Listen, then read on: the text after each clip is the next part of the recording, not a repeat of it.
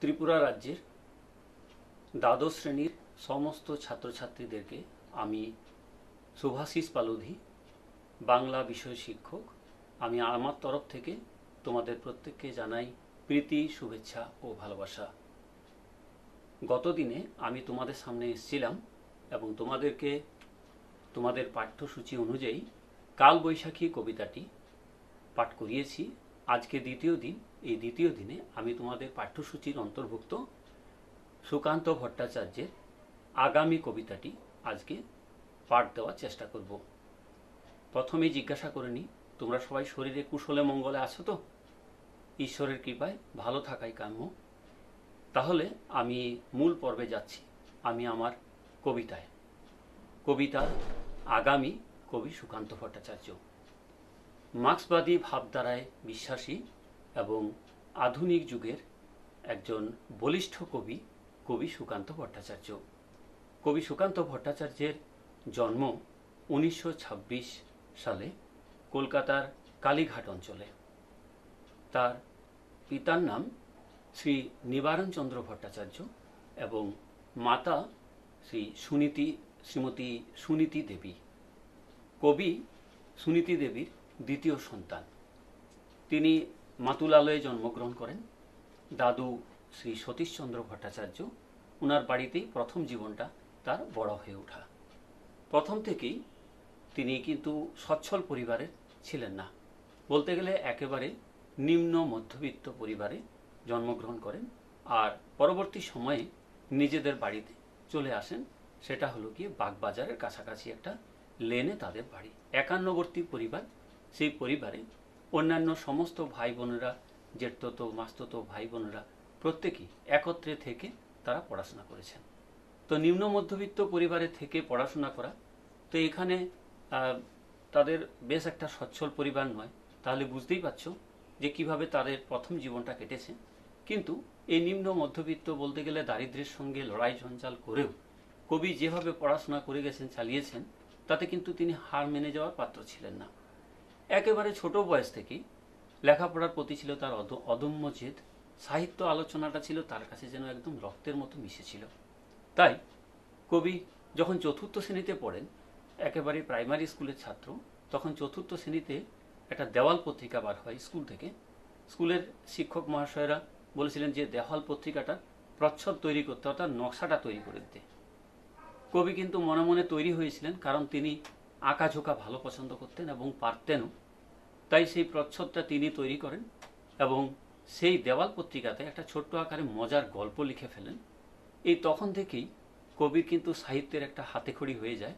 আর বিদ্যালয়ের শিক্ষকেরা এবং তার বন্ধুরা সকলে তাকে কিন্তু ছোট লেখক হিসেবে বেশ একটা মর্যাদা দিতে শুরু করেন। ক্লাস 7-এ যখন পড়েন, তখন তিনি একটা নাটকে অভিনয় করেন ধ্রুব চরিত্রে এবং বেশ একটা সাড়া পড়ে যায়। তিনি যে সত্যিকার অর্থে একটা সাহিত্য অনুরাগী, সেই সময় থেকে কিন্তু বেশ বোঝা যাচ্ছিল। বেশ চলছিল। এরপর তিনি ছোটখাটো লেখাতে বেশ হাত পাকাচ্ছেন, সময়টা ভালোই চলছে। দারিদ্রটা বুঝতে পারেননি, কিন্তু হঠাৎ করে একটা বিপর্যয় ঘটে গেল। মা মারা গেলেন। এখন একটা গরিব পরিবার, বলতে গেলে অনেকগুলি ভাই বোনকে নিয়ে পরিবার, সেখানে তার মা মারা যাওয়া, এটা একটা বিরাট বিপর্যয় ঘটে যায়। তিনি যেন সাহিত্যের থেকে যেন একটা দূরে সরে যেতে থাকেন এবং আলোচনার কেমন যেন সরে যান। তখন সেই বিপর্যয়ের সময়ে খাপছাড়া হয়ে যায় অবস্থাটা। তখন কাছাকাছি যেন ভগবানের আশীর্বাদ হিসাবে তার সঙ্গে সাক্ষাৎকার ঘটে যায় অরুণাচল বসু, তার বন্ধু হিসাবে। এই অরুণাচল বসুর মা কবিকে নিজের মায়ের মতো স্নেহ দিয়েছিলেন। তাই সেই সময় নিজের মায়ের অভাবটা তিনি বুঝে উঠতে পারেননি। তাই সেই সময় থেকে চলছিল সাহিত্যিক আলোচনা, নিজের লেখাপড়াও। কিন্তু তার মধ্যে আরেকটা জিনিস বেশ প্রভাব বিস্তার করেছিল, সেটা হচ্ছে গিয়ে রাজনৈতিক পদক্ষেপ।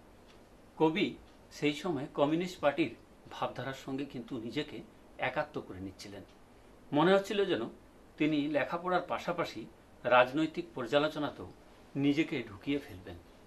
সেই সময়টাতে অন্নদাশঙ্কর ভট্টাচার্য পশ্চিমবঙ্গের কমিউনিস্ট পার্টির নেতা হিসেবে কাজ করছিলেন। সেই সময় স্লোগান লেখা, দেওয়াল লিখন, পত্রপত্রিকাতে লেখা তিনি বেশ রপ্ত করে ফেলেছিলেন এবং সেটা নেতার চোখ এড়ায়নি।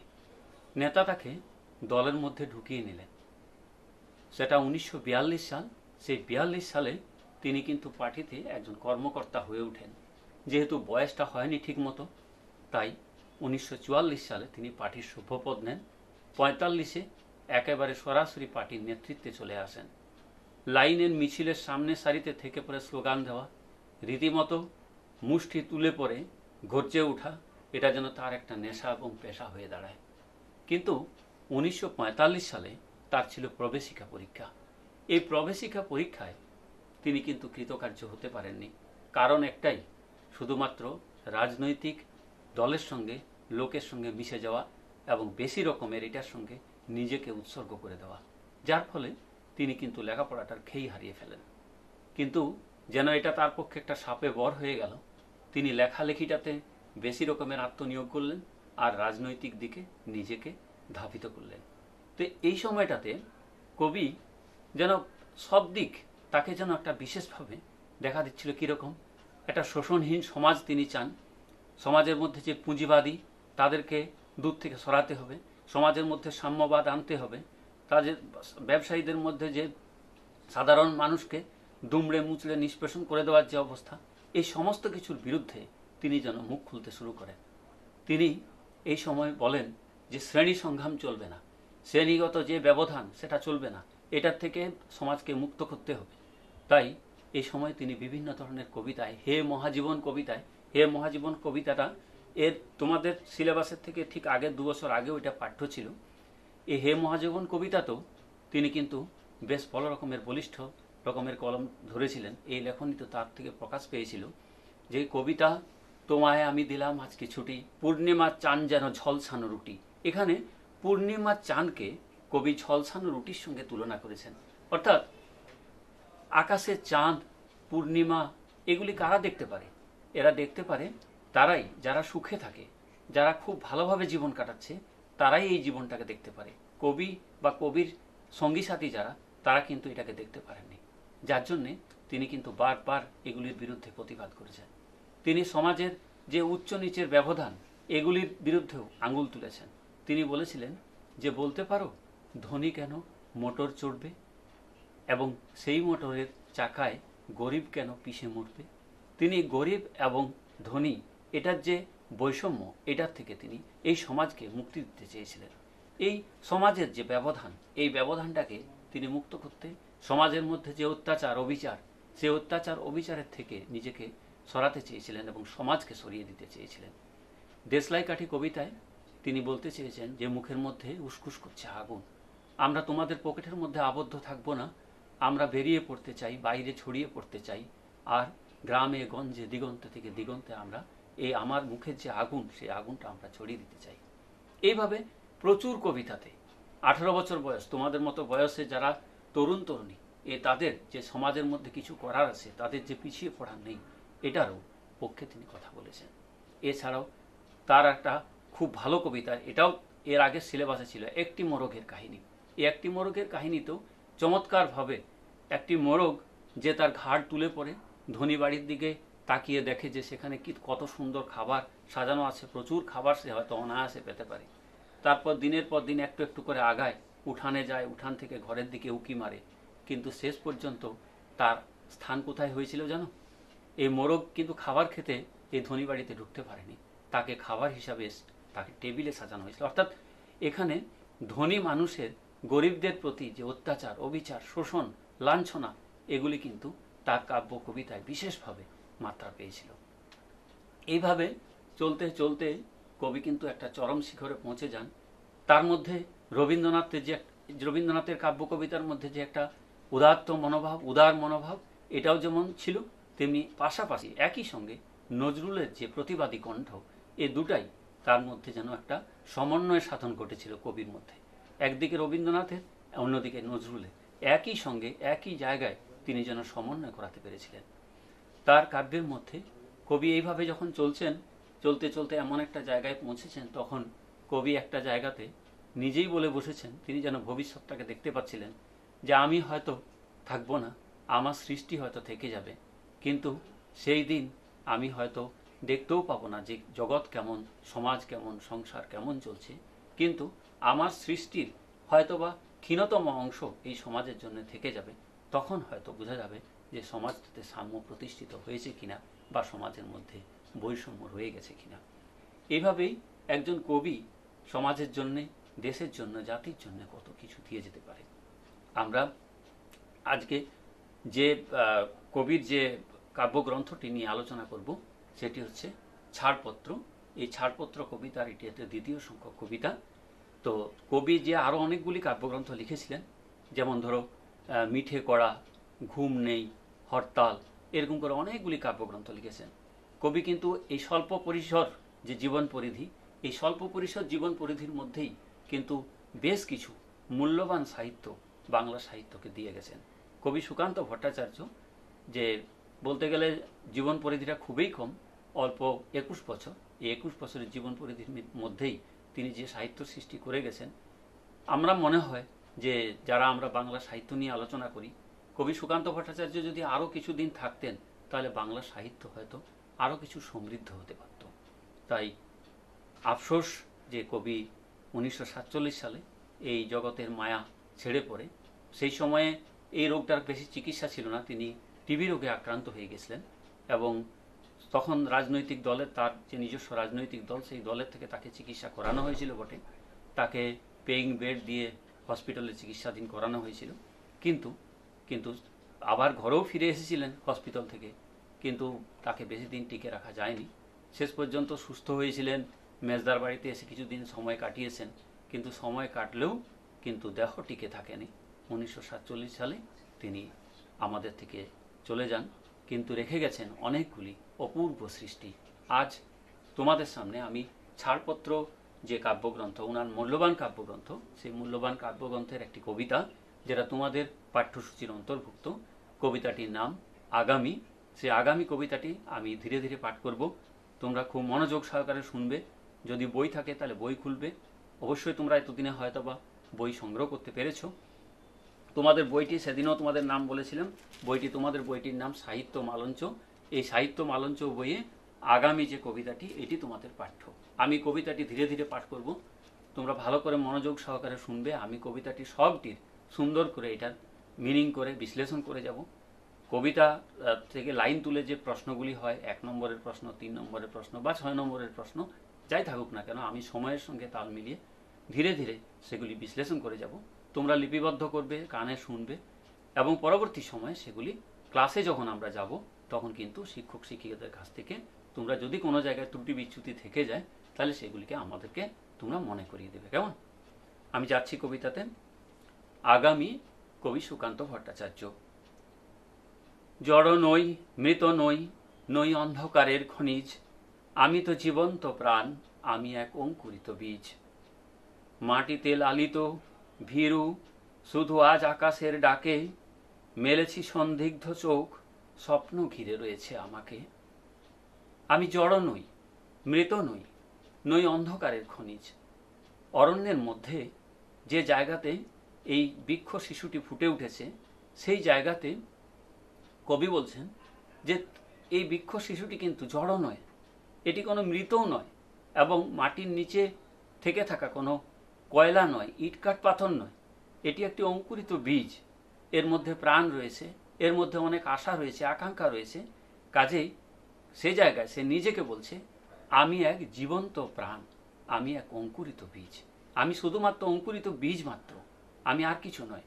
আর মাটির মধ্যে, মাটির উপরে আমি ফুটে উঠেছি, আমি মাটিতেই লালিত, কিন্তু ভীরু।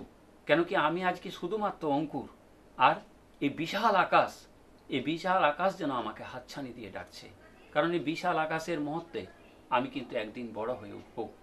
আর সেই কারণে আমি কিন্তু সন্দিগ্ধ চোখে তাকিয়ে রয়েছি, কারণ এত বড় বিশাল পৃথিবী, চতুর্দিকে প্রখর সূর্যালোক, যে কোনো সময় কারুর পায়ে চাপা পড়ে যাবার ভয়, হয়তোবা কলকল নদীর জলের স্রোতে আমি হয়তো মিশে চলে যাব কোথায়, অতএব সন্দেহ তো থাকবেই।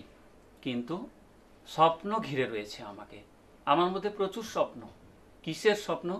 আমি জীবনে বড় হব, মাথা তুলে দাঁড়াবো, আর অন্যান্য পাশাপাশি প্রতিবেশী যে গাছগুলি রয়েছে এই গাছগুলির সামনে আমি সকলের সামনে মাথা তুলে প্রত্যেকের পাশাপাশি থেকে আমি জানাবো আমার নিজের অস্তিত্বকে। আমি যদিও আমি নগণ্য তুচ্ছ বটবৃক্ষের সমাজে, তবুও এই ক্ষুদ্র শরীরে গোপনে মর্মধ্বনি বাজে। আমার শরীরটা আজকে ক্ষুদ্র, তথাপি আমি কিন্তু তুচ্ছ নই। আমাকে তুচ্ছ তাচ্ছিল্য করা যাবে না। আমি বটবৃক্ষের শিশু, আমি কোনো তাল বা আম গাছের শিশু, আমি কোনো বড় গাছের শিশু। অতএব আমাকে তুচ্ছ তাচ্ছিল্য করা যাবে না। আমি অবশ্যই একদিন না একদিন ভবিষ্যতে বড় মহির হয়ে পরিণত হব। তখন আমার এই ক্ষুদ্র শরীরে মর্মধ্বনি বাজবে। বাজবে এ কারণেই আমি কিন্তু আজকে মাটি ফাটিয়ে উপরে উঠেছি, বিদীর্ণ করেছি মাটি, দেখেছি আলোর আনাগোনা। আর শক্ত মাটির আবরণকে ফাটিয়ে যখন আমি উপরে উঠেছি তখন আমি দেখেছি প্রখর সূর্য আলোক। এই সূর্যের আলোক আমার মাথার উপর দিয়ে আনাগোনা করছে। শিকড়ে আমার তাই বিশাল অরণ্যের চেতনা। কারণ একটাই, আমি যতটা উপরে উঠেছি আর ঠিক ততটাই আমার শিকড় মাটির নিচে গেছে। তাই আমি বুঝতে পারছি আমি কিন্তু দিনে দিনে বড় হচ্ছি এবং আরও আমি বড় হব। আজ শুধু অঙ্কুরিত, জানি কাল ক্ষুদ্র ক্ষুদ্র পাতা, উদ্দাম হাওয়ার তালে তাল রেখে নেড়ে যাব মাথা। আজ শুধু অঙ্কুরিত বীজ, আগামী দিনে কিছু পাতা বার হবে, আর সবাইকার সঙ্গে তালে তাল রেখে আমি মাথা নেড়ে যাব। তারপর দৃপ্ত শাখা মেলে দেব সবার সম্মুখে, ফোটাবো বিস্মিত ফুল প্রতিবেশী গাছেদের মুখে।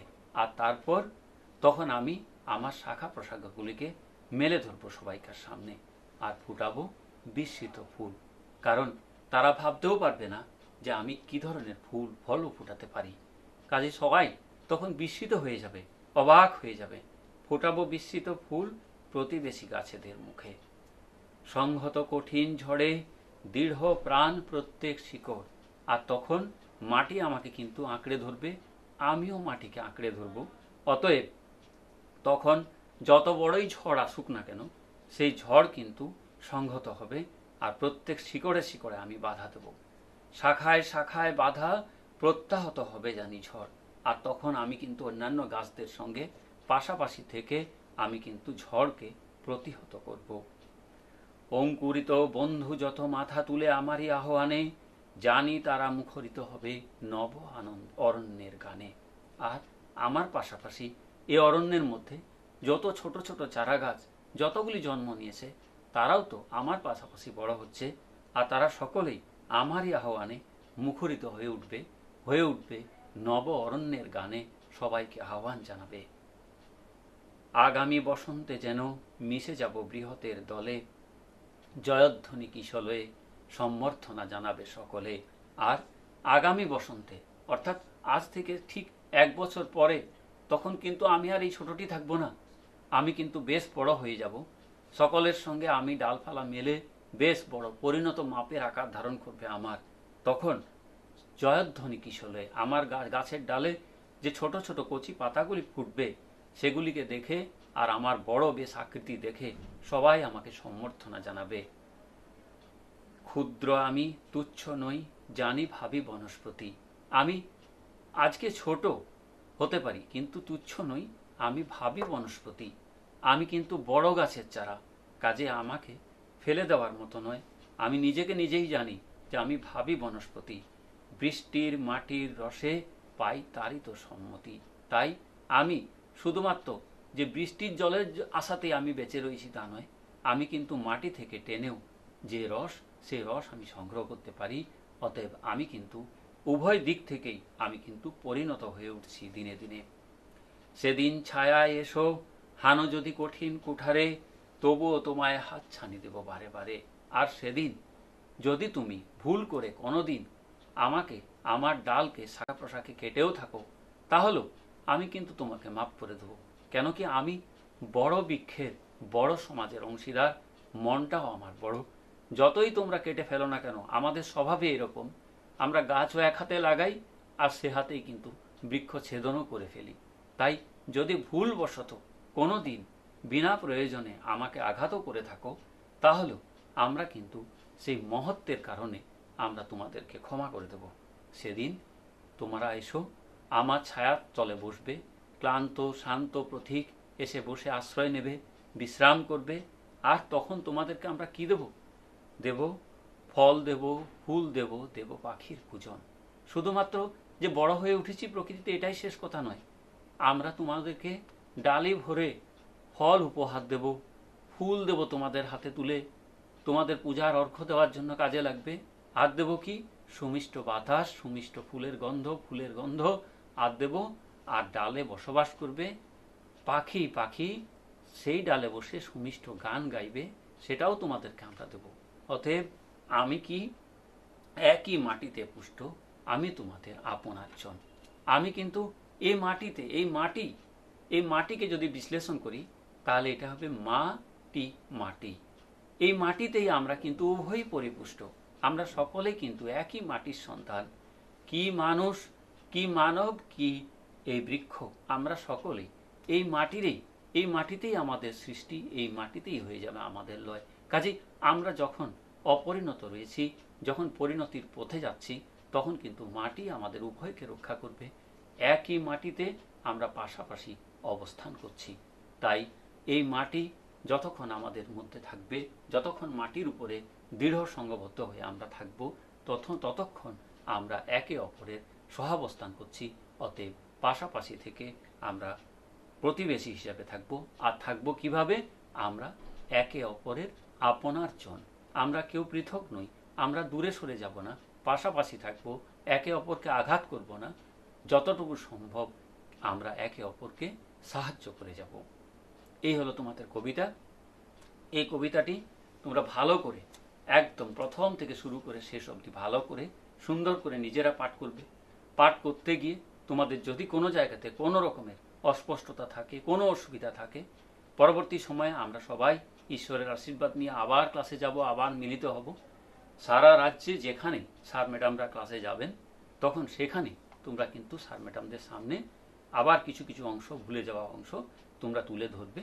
তুলে ধরলে পরে আবার সেই জায়গাগুলিকে পরিষ্কার করা যাবে। তথাপি কিছু কিছু অংশে হয়তোবা তোমাদের হয়তো ভুলে যাবে, বিস্মৃত হতেই পারে। আমরা ভুলে যাওয়াটাই ধর্ম, কিন্তু ভুলে যাওয়া আমাদের চলবে না, আমাদেরকে মনে রাখতেই হবে। আবার পরবর্তী সময়ে তোমরা স্যার ম্যাডামদের কাছ থেকে জেনে নেবে।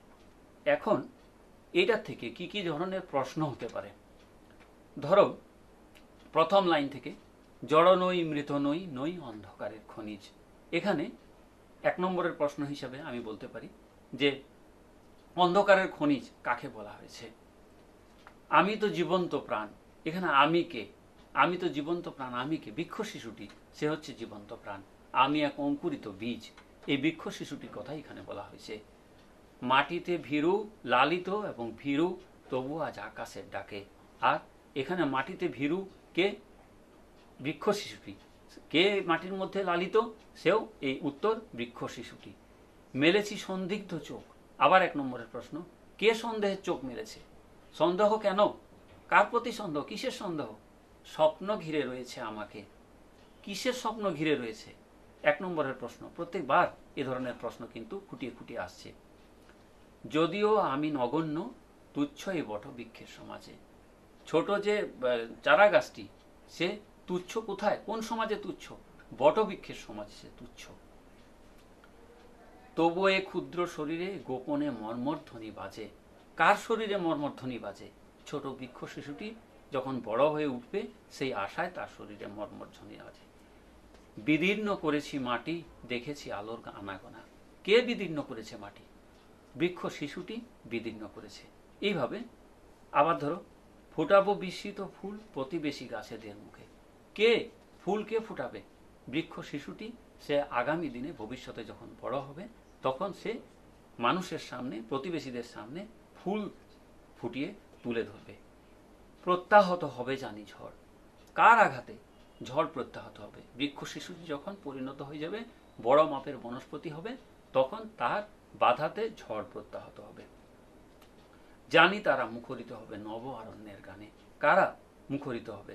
তার পাশাপাশি যে বৃক্ষকুল, তারা মুখরিত হবে।